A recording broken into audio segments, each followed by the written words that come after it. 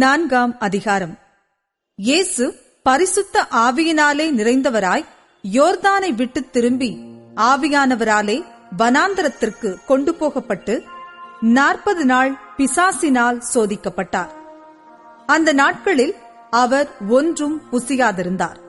அந்த நாட்கள் முடிந்த பின்பு அவருக்கு பசியுண்டாயிற்று. அப்பொழுது பிசாசு அவரை நோக்கி, நீர் தேவனுடைய குமாரனேயானால் இந்த கல் அப்பமாகும்படி சொல்லும் என்றான். அவர் பிரதியுத்தரமாக, மனுஷன் அப்பத்தினாலே மாத்திரமல்ல, தேவனுடைய ஒவ்வொரு வார்த்தையினாலும் பிழைப்பான் என்று எழுதியிருக்கிறதே என்றார்.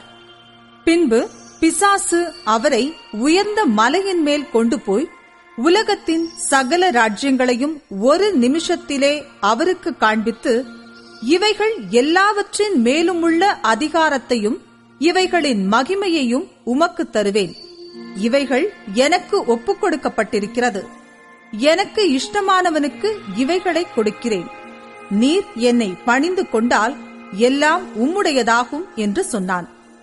இயேசு அவனுக்கு பிரதியுத்தரமாக, எனக்கு பின்னாக போ சாத்தானே, உன் தேவனாகிய கர்த்தரை பணிந்து கொண்டு அவர் ஒருவருக்கே ஆராதனை செய்வாயாக என்று எழுதியிருக்கிறதே என்றார். அப்பொழுது அவன் அவரை எருசலேமுக்கு கொண்டு போய் தேவாலயத்து உப்பரிகையின் மேல் அவரை நிறுத்தி, நீர் தேவனுடைய குமாரனேயானால் இங்கே இருந்து தாழ குதியும்.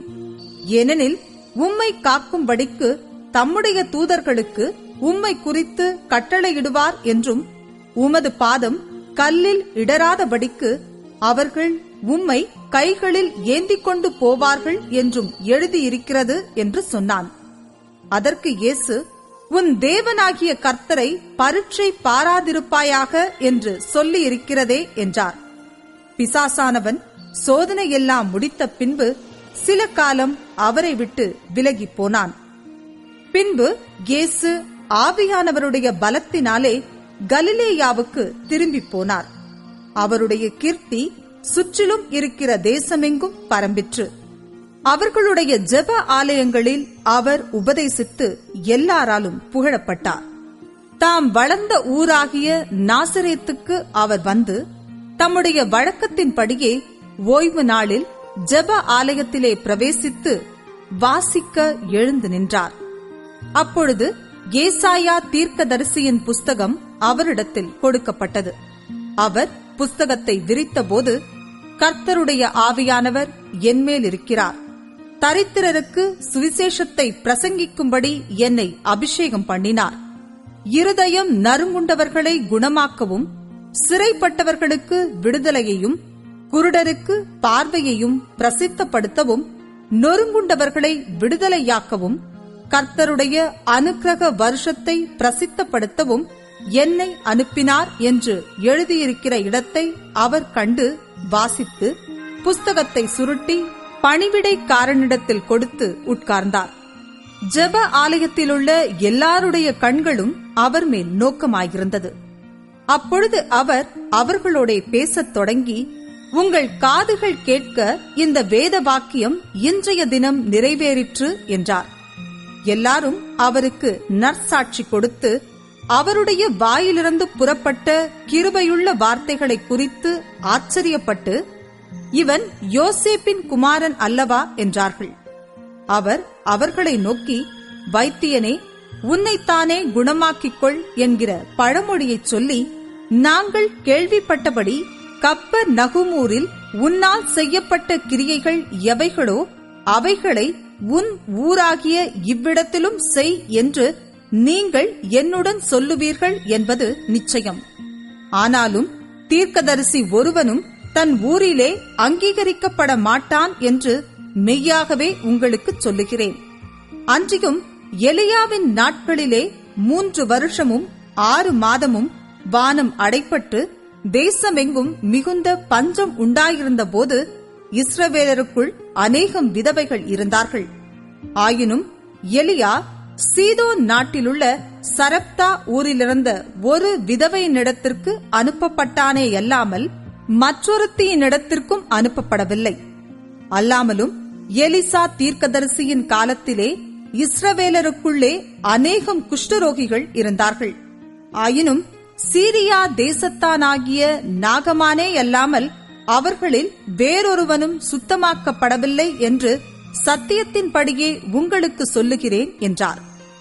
ஜெப ஆலயத்திலிருந்த எல்லாரும் இவைகளை கேட்டபொழுது கோபமுண்டு எழுந்திருந்து அவரை ஊருக்கு புறம்பே தள்ளி தங்கள் ஊர் கட்டப்பட்டிருந்த செங்குத்தான மலையின் சிகரத்திலிருந்து அவரை தலைகீழாய் தள்ளிவிடும்படிக்கு அவ்விடத்திற்கு கொண்டு போனார்கள். அவரோ அவர்கள் நடுவினின்று கடந்து போய்விட்டார். பின்பு அவர் கலிலேயாவிலுள்ள கப்பர்நகும் பட்டணத்துக்கு வந்து ஓய்வு நாட்களில் ஜனங்களுக்கு போதகம் பண்ணினார். அவருடைய வசனம் அதிகாரமுள்ளதாயிருந்தபடியால் அவருடைய போதகத்தை குறித்து அவர்கள் ஆச்சரியப்பட்டார்கள். ஜெப ஆலயத்திலே அசுத்த ஆவி பிடித்திருந்த ஒரு மனுஷன் இருந்தான். அவன், ஐயோ, நசரேயனாகிய இயேசுவே, எங்களுக்கும் உமக்கும் என்ன? எங்களை கெடுக்கவா வந்தீர்? உம்மை இன்னார் என்று அறிவேன்.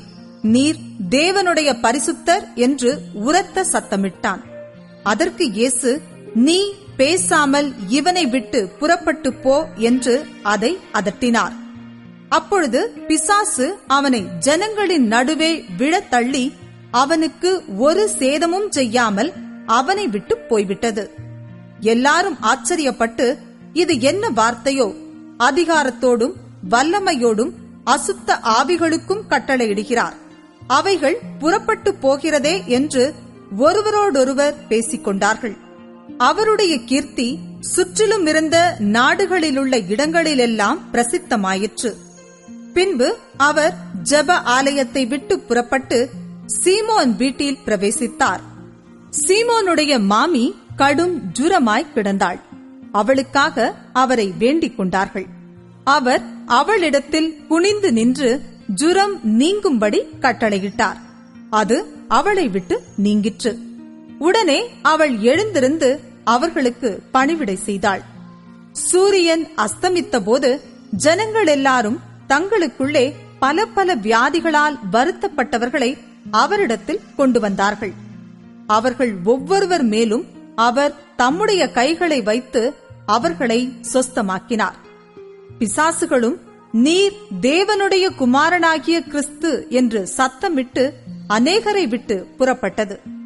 அவரை கிறிஸ்து என்று பிசாசுகள் அறிந்திருந்தபடியால் அவர் அவைகளை பேச ஒட்டாமல் அதட்டினார்.